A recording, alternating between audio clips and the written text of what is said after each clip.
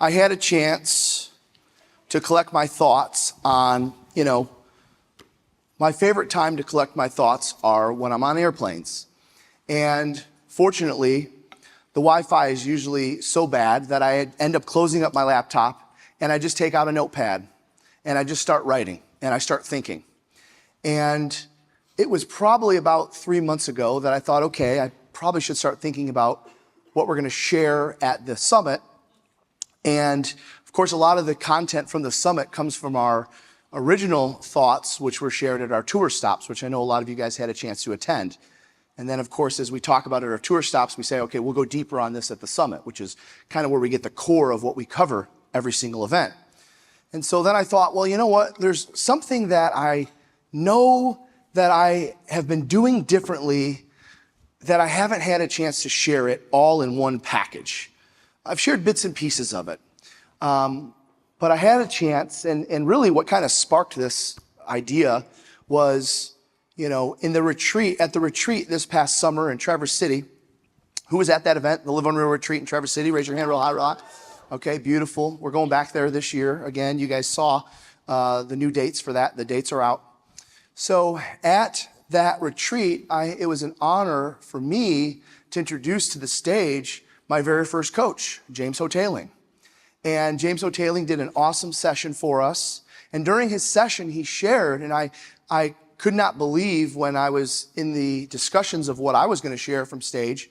I started saying, James, man, I remember so many things from our coaching calls in the early days, but I don't have them all pieced together. Could we hop on a Zoom? And I have some things that I've been sharing with audiences, and I feel like there's missing pieces that you could kind of fill in the gap for me, so that way I can go out and even have a more effective talk with the audience.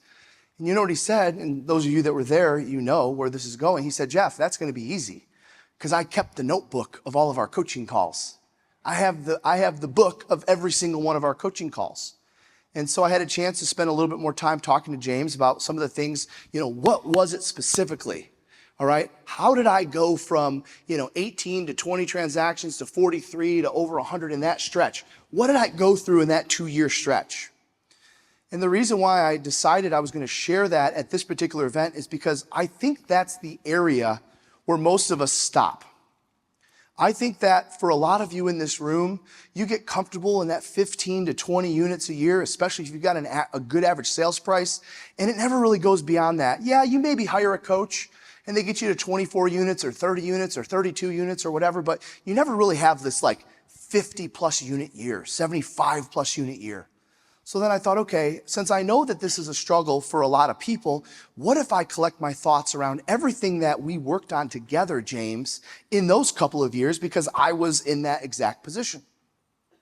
So then I thought, wait a minute, I know that I went from 43 transactions to 100 in 1 year. What if I add some things that specifically I did that year that maybe I've never shared before, but more importantly, how did I continue it for 10 years straight after that? And so I collected all of my thoughts and all of my notes on what that looked like, what those 2 or 3 years of that journey looked like, and I'm going to share them with you now. Are you guys cool with that? All right, let's go ahead and jump in. So first things first,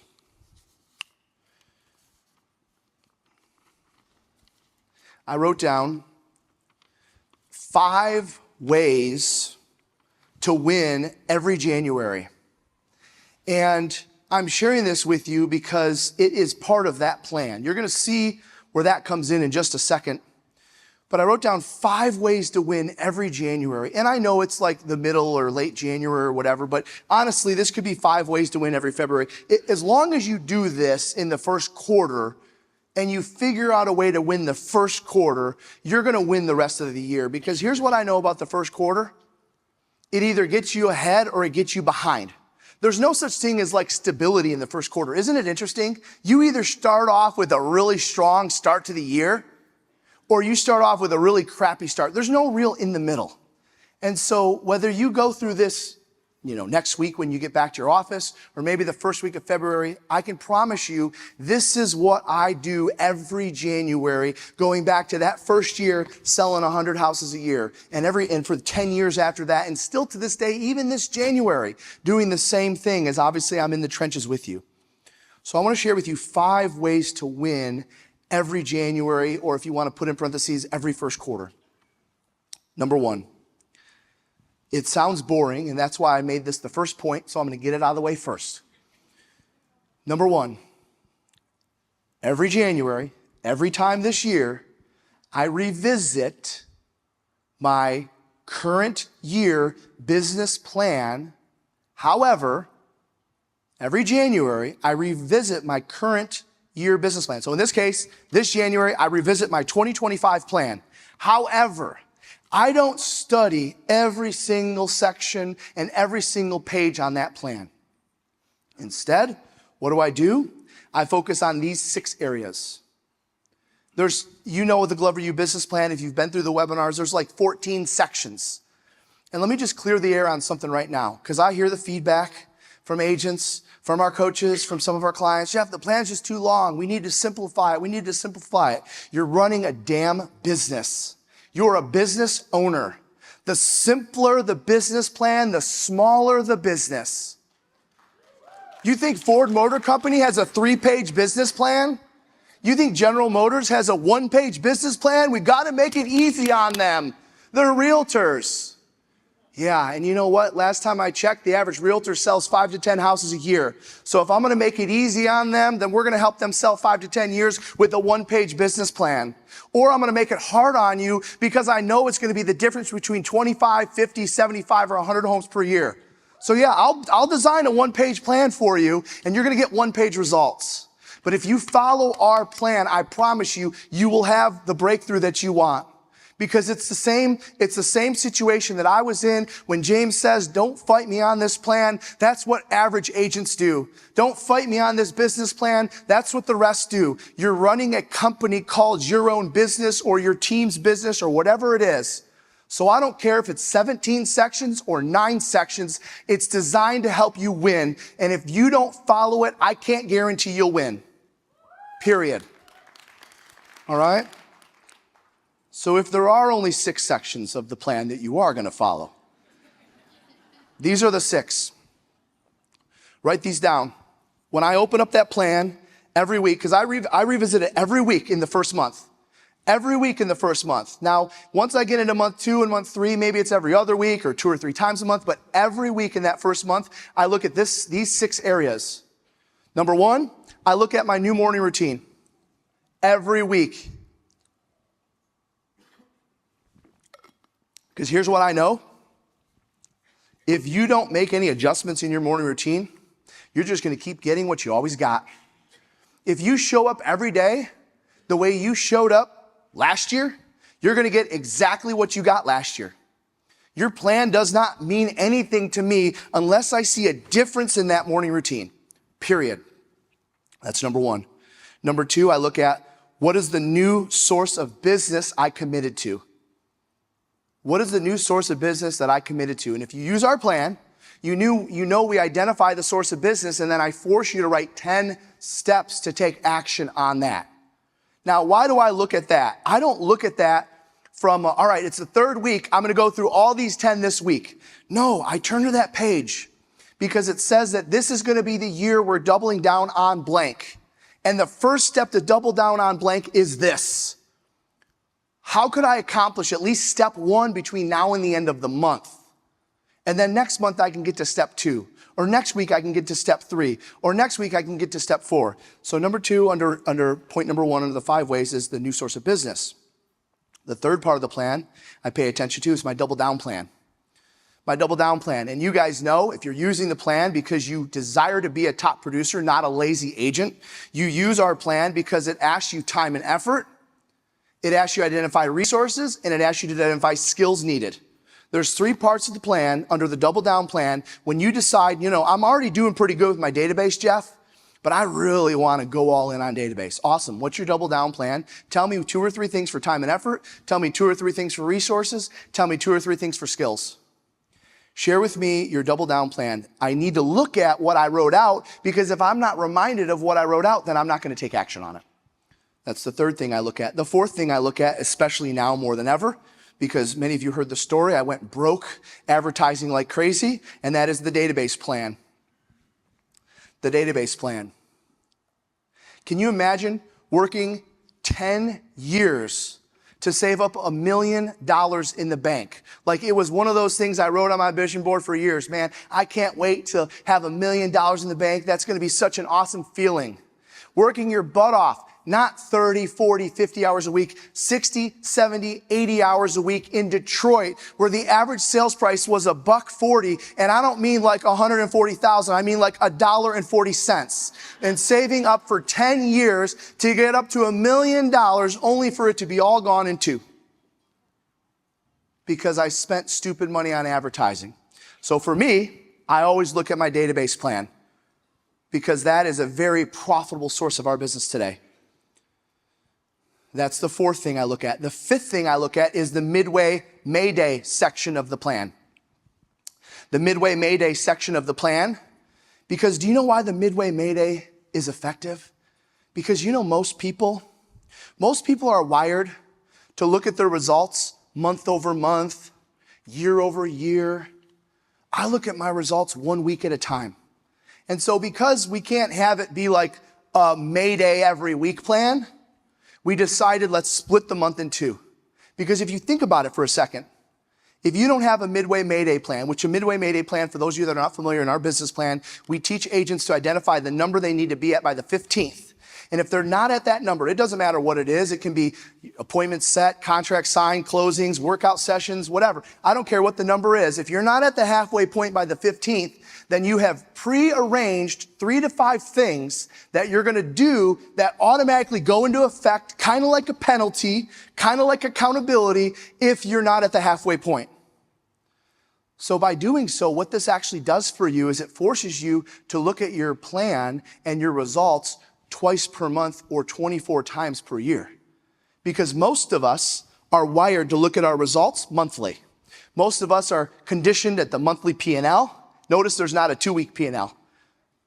Oh, I guarantee you the large organizations have 1-day P&Ls, 3-day P&Ls. I'm just asking for you to look at it twice a month, on the 1st and on the 15th. So I look at my Midway Mayday plan to be reminded of how miserable it'll be to have to do 3 open houses between now and the end of the month if I'm not halfway there. To remind myself how miserable it's going to have to be to go out and knock on doors again. The Midway Mayday plan is my reminder of the things I agreed to do if I'm not halfway to my goal by the 15th of every single month. And then finally, the last thing I look at every week, the first few months of the year, is what I wrote out for Life at the New Level. What I wrote out for Life at the New Level, the 6th part of the plan. Life at the New Level.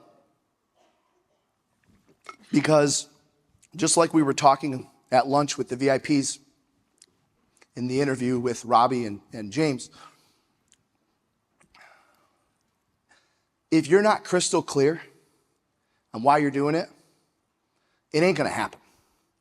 We can spend 3.5 days. I can give you the latest and greatest techniques. We're going to teach you one of the first coaching and training organizations on the planet to teach you how to prospect through email. And it doesn't include sending videos. We're not talking about sending images. We're going to teach you techniques that no one else has taught you up until this point, because I recognize the needs of the industry right now. And it won't matter if you don't look at the Life at the New Level. Why?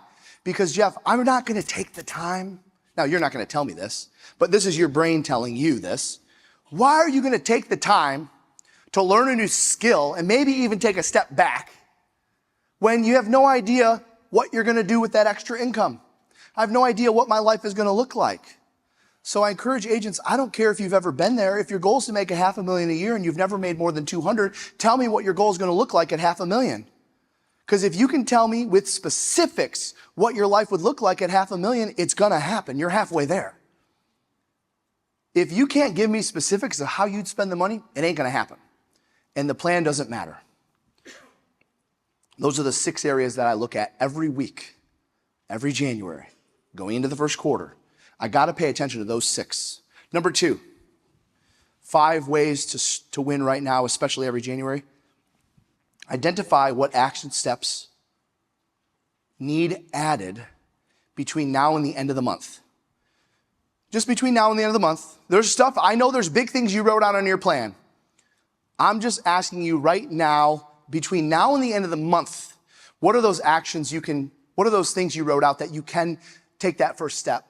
Your new source of business, you wrote out 7 steps, but you can't get to all 7 in 2 weeks, Jeff, in 10 days. So what's the first step? Can you take the first step between now and the end of the month? Your competitors won't, but you will. Do you know why your competitors won't? Your competitors won't because they think they have more time. That's the number one killer of all big goals and big visions for real estate agents. Always thinking they have more time. I got next month. I got the second quarter. I got the rest of the year. You don't know how much time you have. Number 3, 5 things I do every January. I identify what must change in my schedule starting Monday. I identify what must change in my schedule starting Monday. Now, you might be saying, well, Jeff, that sounds like a note that you wrote up for this conference because you know it ends on Friday. So you mean like next Monday? No, I mean every Monday. Every week I look back and say, what do I need to start or change this coming Monday? Every Monday, every week. That's the secret sauce. The average, they're comparing month over month, year over year, this month versus last month. The market stats come out. They're comparing themselves to the market stats. I'm comparing myself 1 week at a time. Do you know what that does? Subconsciously, that actually creates urgency. And that urgency is what causes that action to show up for you. And the results, of course, show up later. Unfortunately, they're not immediate in this business, as we know. Number 4, I rate myself on a scale of 1 to 10 in these 2 areas, and they probably won't surprise you. I rate myself on a scale from 1 to 10 in these 2 areas. Rate yourself a scale from 1 to 10 in these 2 areas. Your new morning routine and my new daily actions. My new morning routine and my new daily actions. Because, and by the way, a 10, let's just say 10 for the new morning routine. A 10 would be, oh my gosh, Jeff, my routine looks completely different. You know, I was waking up at this time, now I'm waking up at this time. I was doing this in the morning, now I moved that to the afternoon. I changed this, I moved this around, I added this to the morning routine, I added this discipline, I get to bed earlier, I do all this stuff, I own the morning, I win the day. That's a 10. Jeff, my morning looks nothing like my first business Monday in January looks nothing like the first business Monday in October. I got a whole new morning routine. That's a 10. A 1 would be, Jeff, I entered into the year, a little slow. I had some time off. I'm still working on my plans. But honestly, no, I've really been waking up at the same time and not really a whole lot has changed in my morning routine. That's a 1. That means you don't see it now, but 3 months from now, you're going to be exactly where you were in March of last year. You'll be in the exact same spot if you don't make massive changes to that morning routine. The second thing I rate myself on a scale from 1 to 10 is the new daily actions.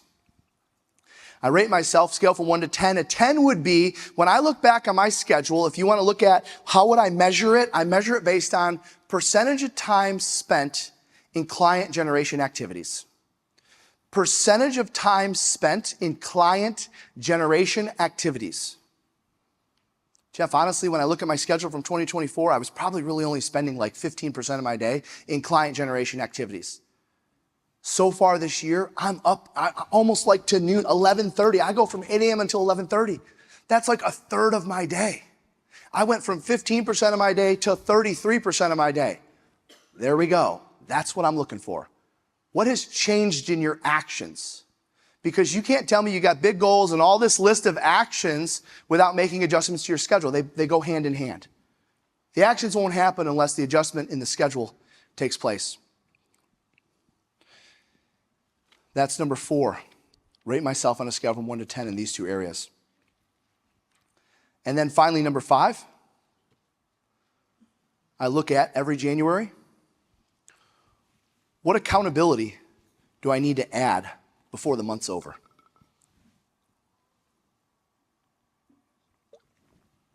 What accountability do I need to add before the month's over? What accountability do I need to add before the month's over? Notice a theme here. Everything is 1 week at a time. Everything is like in 10 days. What accountability can I add in the next 10 days? Urgency. Because next thing you know, you'll look back and say, you know what? I didn't have the best first quarter. That's all right. I got 3 others. I'll make it up. Why would you want to make it up when you can change it now? Don't wait until February or March to do this. Do this right now. So then I thought about for a second, because the natural question would be, well, Jeff, what are some accountability lessons that you've had? And so I collected my thoughts around, because the word accountability is not fun, it's not sexy.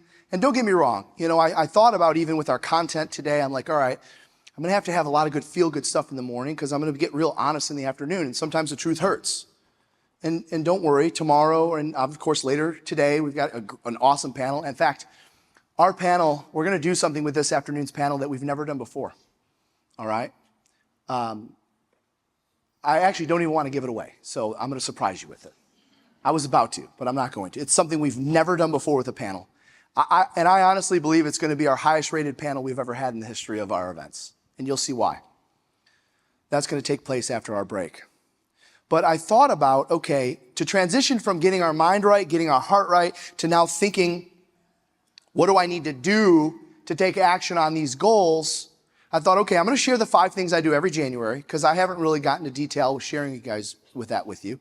But then I thought, as I was writing, I wrote down, I remember actually when I was writing my original notes, I wrote down the word accountability and I circled it 1,000,000 times. I mean, probably like 10 times, but it felt like 1,000,000. And I thought to myself, I think, and maybe this is because this is how I am, or how I was.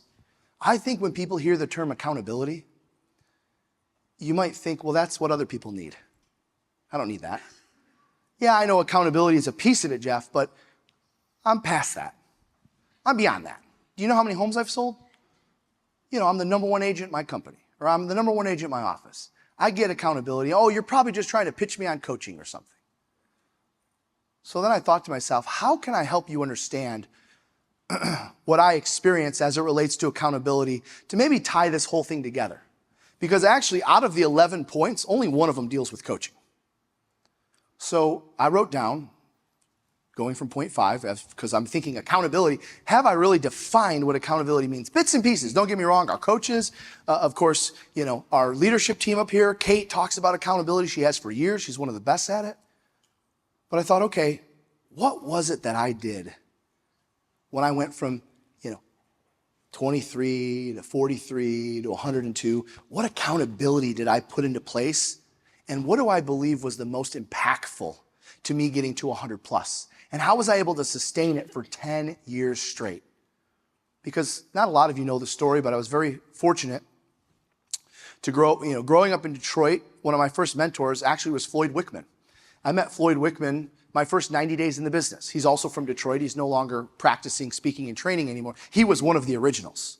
I mean, you hear these other names today, they learned from Floyd, all right? Or they started with Floyd, or they were in the same car with Floyd going to the same event to speak together.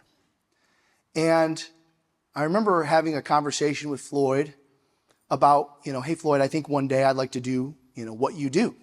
And actually, it's amazing how life is full circle. Because I had somebody come up to me in Salt Lake City a year ago maybe, asked me the same thing. Jeff, I think I want to do what you do one day. Can you give me the formula? And the gentleman said to me, but I have to ask you a question. Where do you come up with all this content? Because it seems like it's always 6 months, 12 months, 18 months, 24 months ahead of everyone else. Jeff, no kidding. I go to your conference and then a year later, somebody else has the same scripts that, they just regurgitated your scripts and they just took your name off of it. How do you come up with this content? And this gentleman asked me the question. I had 2 thoughts. Number one, I didn't have an answer for him. I said, let me give that some thought. It was on the break. I said, let me answer it at the end. Let me give it some thought. But it also reminded me, oh my gosh, I had the same conversation with Floyd Wickman. Hey, I want to do what you do one day, Floyd. What do I need to do? And so, by the way, I'm telling kind of two stories in one here, but let me finish the story with the gentleman from Salt Lake.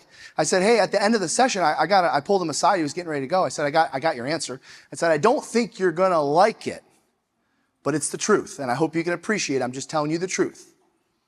He said, no, Jeff, like, this is my journey. I want to do this. I want to do that. Okay, I got it. I said, here's your answer. Here's how I come up with the content that we teach. I said, I live it. I'm in it. I don't have to think about it. The only thing I have to think about is reflecting on what I did. That's actually the hardest part for me. I call up some of my old people that I shared offices with. I had a great conversation with Ryan Kreidoff, who I'm hoping at the Traverse City, he was my very first, basically my very first partner in real estate, if you will. I'm hoping to interview him on the stage at the retreat because he's got some great stories to share. I told him he can't share them. This is when we were like 18, 19, 20, 21. Anyways, so my hardest part today is remembering what it is that we did. And of course, today, it's a lot easier to remember what we're doing now versus what we did back then. Anyways, where I'm going with this is I continued telling this gentleman, you have to first create the content by succeeding with something. And then once you identify what you're succeeding with, then you document it and then you share it. But this isn't like a creative thought process. I don't go into like this think tank with all these whiteboard walls and like all this spiritual music and all this other stuff that people do. I just think about what I did this year. What did I do last month? What did we do that was unique? And I write it all down. I said, so that's my answer to you. I hope it helps you and good luck. And it reminded me of a conversation that I had with Floyd. And I said, Floyd, I want to do what you want to do one day. I had the chance to meet him early on in the business. And I had a chance, as you heard, Kathy Schweitzer hired me to run an office for her at 20 years old. And that was part of that journey. I wrote down two things. He actually said to me, and I didn't think the advice was that great, but when I kind of reflected on it, I thought, okay, I can do something with this. He said, Jeff, if you want to do what I do, you have to do something extraordinary, like something that no one else has ever done. He said, that's the fastest way to get to where you want to be if you want to do what I do. You have to do something extraordinary that no one else has ever done. Now, at the time, I was still, kind of younger, wet behind the ears, going to a few conferences here and there, and I would meet people that were definitely selling a lot more homes than me.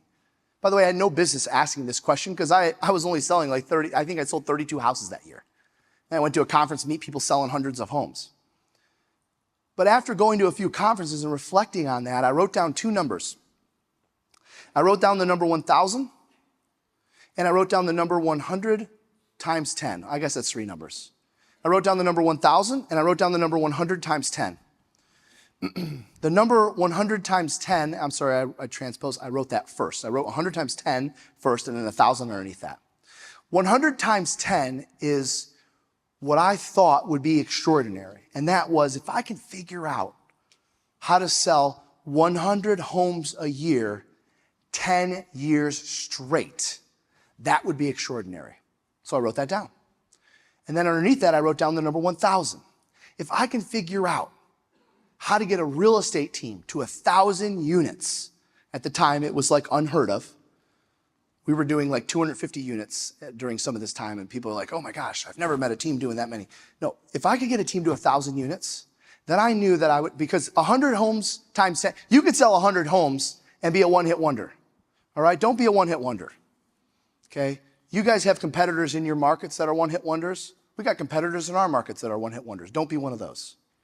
So I wrote down 100 times 10, and I wrote down the plan from 2008. And by the way, from 2008, and many of you know the story, it's part of the reason why you're here. From 2008 to 2019, I never dropped below 100, 10 years in a row straight. All right, and even still to this day, even though I'm not hitting 120, 150, 160 anymore, I'm still in it with you every day, going on appointments, taking listings, working with buyers. I knew I had to do something extraordinary on that front, and the number 1,000, if I could hit 1,000, then I knew I could get the leaders, the brokers, and team owners and those influences in the industry to trust me on how to help them recruit and how to help them train and how to help them develop. So if you want the formula to do what I'm doing, that's what I did. 100 a year times 10 years, and I got a sales team to 1,000 units.